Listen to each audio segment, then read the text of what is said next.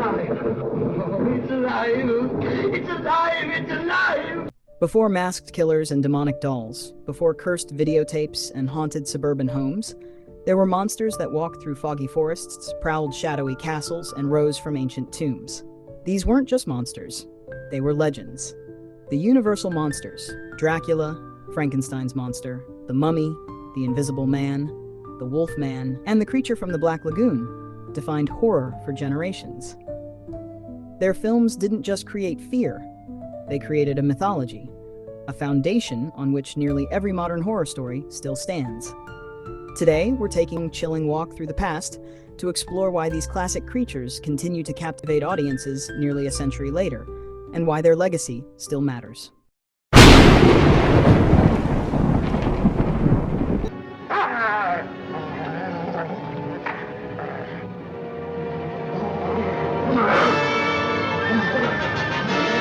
The Universal Monster legacy began during a transformative time in cinema history.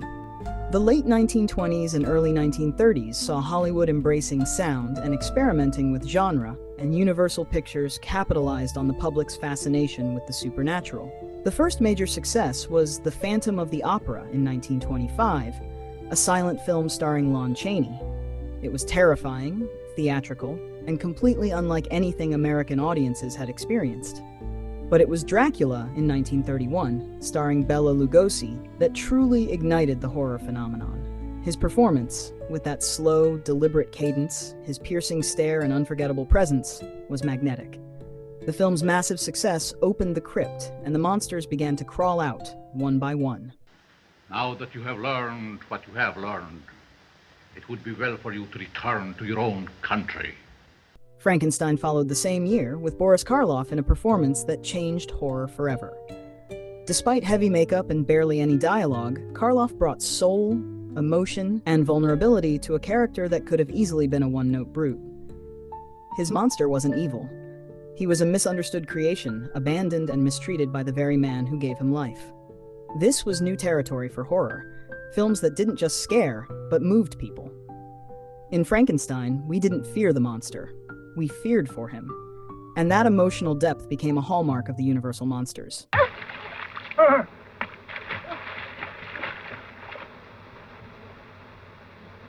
These weren't simply creatures lurking in the dark. Many were victims of circumstance, cursed by science, fate, or the cruelty of man. The Wolfman, played by Lon Chaney Jr., perfectly embodied that tortured soul. Bitten and transformed into a creature he couldn't control, he roamed the countryside by moonlight, committing horrors he'd never choose. It wasn't just a werewolf story, it was a metaphor for the loss of control, for the terror of one's darker impulses. It's one of the earliest examples of horror doubling as psychological allegory.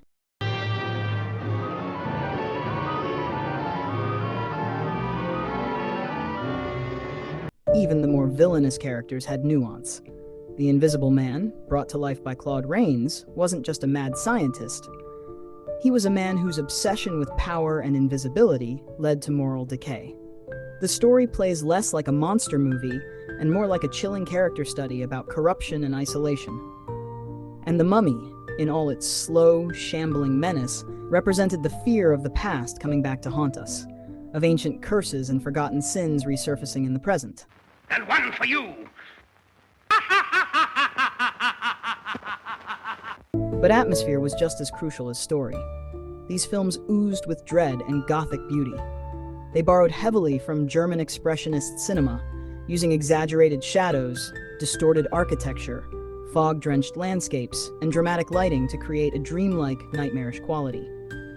These films weren't just scary, they were hauntingly beautiful. You didn't just watch them, you felt them. Whether it was Dracula's castle with its cobweb-covered corridors, or the mist-filled graveyards where the Wolfman prowled, these settings became characters in their own right. The horror was baked into the world itself.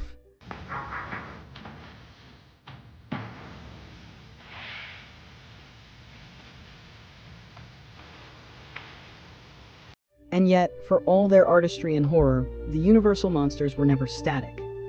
They evolved across the decades, and so did their audience. During the 1940s, these characters began to cross over. battling one another in early cinematic universes like Frankenstein meets the Wolfman and House of Dracula. These team-ups, while sometimes campy, extended the monsters' relevance and introduced them to new generations. And when their initial wave of popularity faded, television resurrected them. In the 1950s and 60s, late-night horror shows brought the monsters back into living rooms, where they became part of childhoods and family traditions. They weren't just feared anymore, they were loved. Look, he's all eaten away. Huh? How do you like that,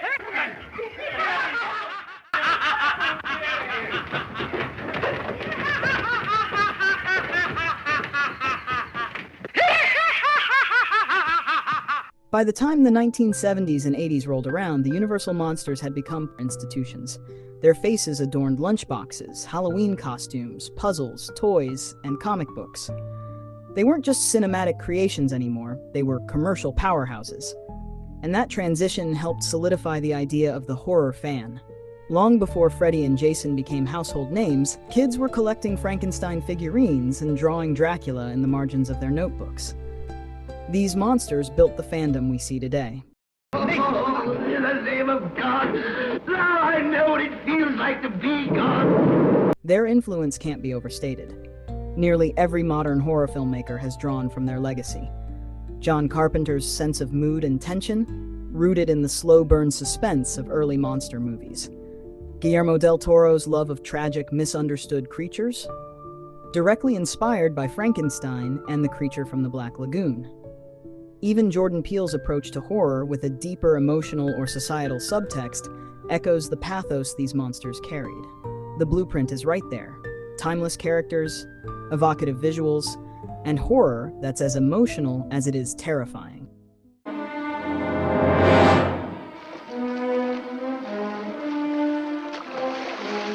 Despite their impact, not every attempt to modernize these monsters has been successful. Universal's 2017 attempt to launch a dark universe with The Mummy, starring Tom Cruise, failed to recapture the magic. It focused too heavily on spectacle and not enough on story or emotion. But the 2020 reboot of The Invisible Man, produced by Blumhouse and directed by Leigh Whannell, got it right. It reinvented the core concept with modern themes, specifically domestic abuse and gaslighting, and showed that these monsters still have something to say in today's world. It wasn't just a remake, it was a reinvention that honored the original while updating the fear for a new generation.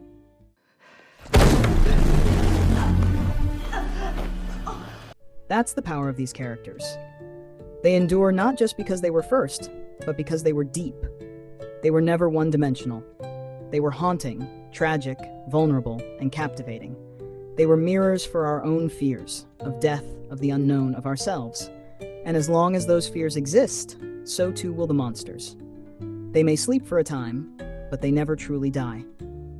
So the next time you watch a horror movie, whether it's a sleek psychological thriller or a gruesome creature feature, look closer. You'll probably find traces of Frankenstein's sorrow, Dracula's elegance, the Wolfman's torment, or the Mummy's curse lurking beneath the surface. These monsters are in the DNA of horror itself. They're not just classics, they're immortal.